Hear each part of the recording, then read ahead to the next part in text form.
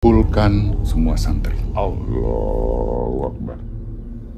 Allah. Udah ngebarin, Cok. Segera pulangkan santri. Ustadz malah terus-terusan menunda. Santri jadi korban, Ustadz. Saat ini, situasi itu sedang tidak baik. Ada pembunuh. La ilaha illallah.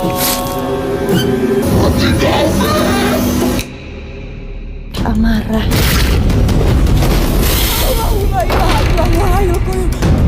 Di pesantren itu kamu akan aman.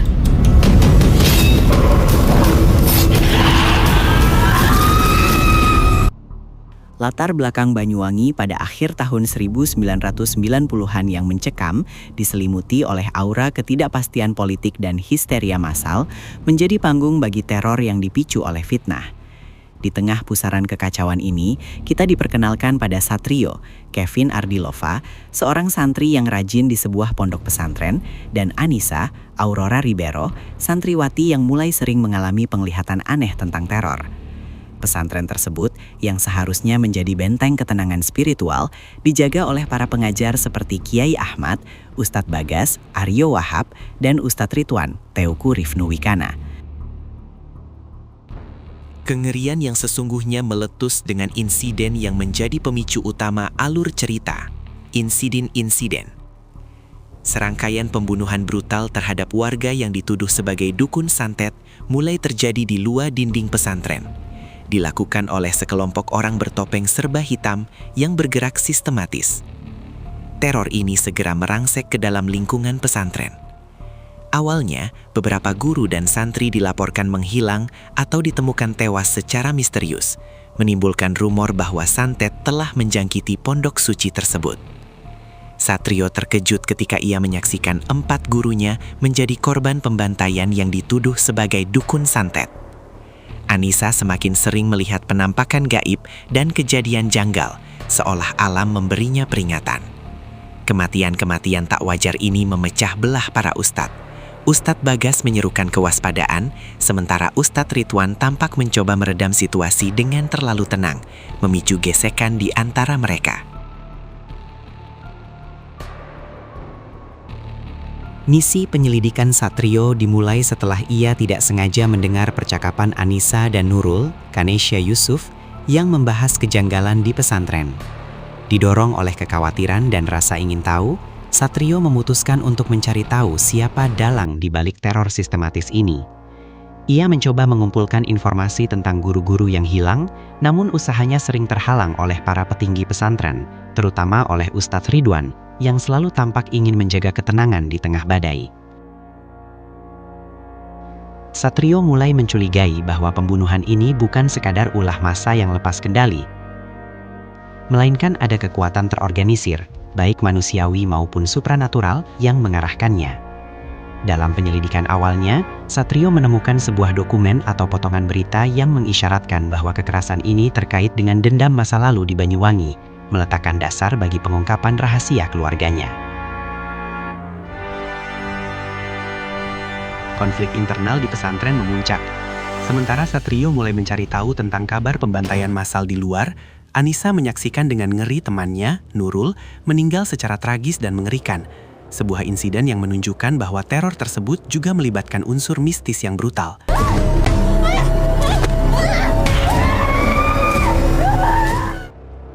Titik tengah cerita terjadi saat Satrio yang diliputi kecemasan memutuskan untuk melarikan diri dari pesantren. Ia pergi ke rumahnya setelah secara diam-diam menemukan guntingan berita lama tentang pembunuhan massal dan takut keselamatan orang tuanya terancam. Sayangnya, ketakutannya terbukti. Ia menemukan ibunya, Aminah, dalam keadaan trauma, di samping jenazah ayahnya yang telah tewas dibunuh setelah dituduh sebagai dukun santet.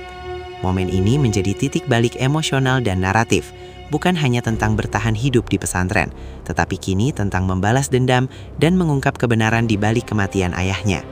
Ibunya mengungkapkan sejarah kelam keluarga mereka, bahwa mereka adalah keturunan dari seseorang yang terlibat dalam konflik santet di masa lalu yang kini dicari oleh dukun santet pendendam.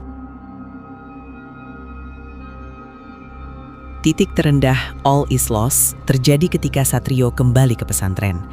Ia telah menguburkan ayahnya dan kini kembali dengan misi yang lebih mendesak. Namun, ia mendapati Kiai Ahmad, pemimpin pesantren, telah menghilang tanpa jejak dan kekacauan di pondok telah mencapai puncaknya.